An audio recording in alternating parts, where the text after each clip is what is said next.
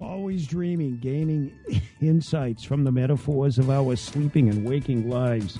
Just a fascinating book by David Rivinus. I want to spell it Rivinus.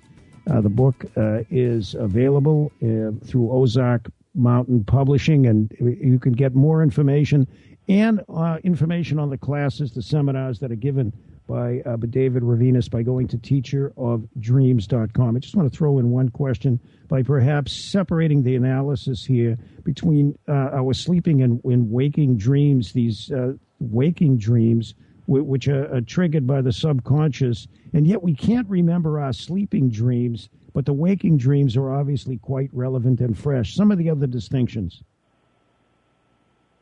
Well, let's start by talking about what a dream is about anyway, to begin with, and then we can go into more specifics about waking dreams or sleeping dreams.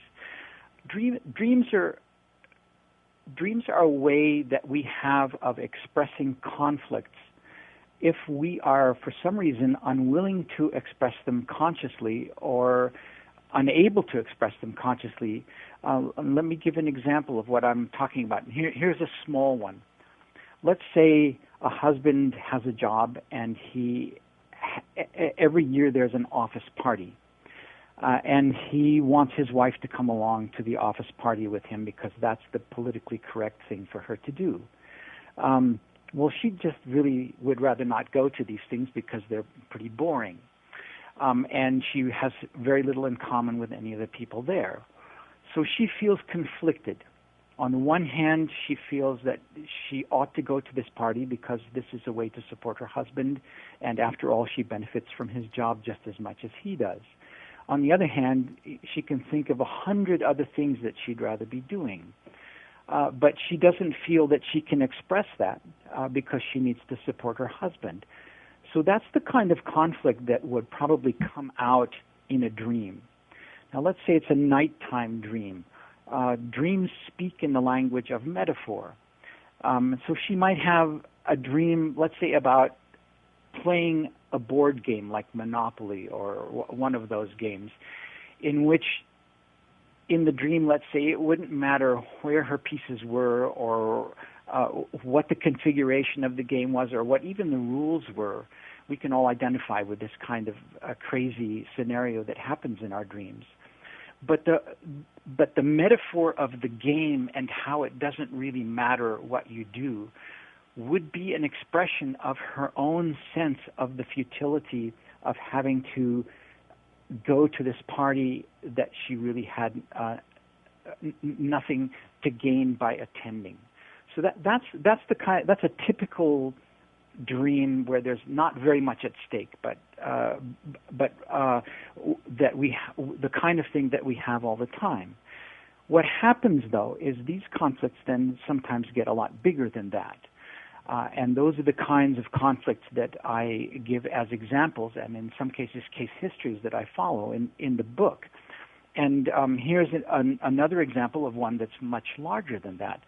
Let's say a young boy is growing up, and his father has slated him ever since he was a youngster for taking over his business. Well, let's say he runs a car dealership.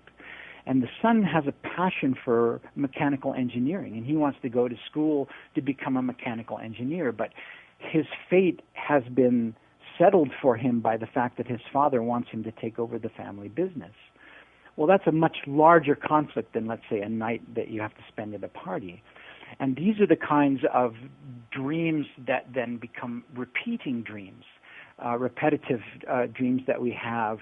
In his case, it might be something, he might dream of something, let's say, an axe hanging over his head. He might literally dream that, might look in the dream and see that there is an axe over his head. And it's a metaphor. There is a conflict that is going on in his life and where there is going to be a decision made on his behalf that is going to be uncomfortable for him. Now, not all of us remember those experiences from our sleep, and that's where the waking dream comes in. These metaphors, and I will be the first to say, I don't understand how this works, but after several decades of having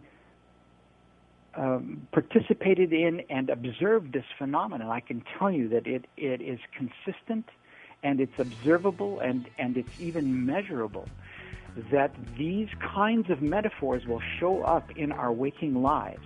All right. On that note, I want to thank you for coming on. Teacherofdreams.com. The book, you've got to read it. It's a winner. Always Dreaming. And it is written by David Rivinus. Always Dreaming, gaining insights from the metaphors of our sleeping and waking life.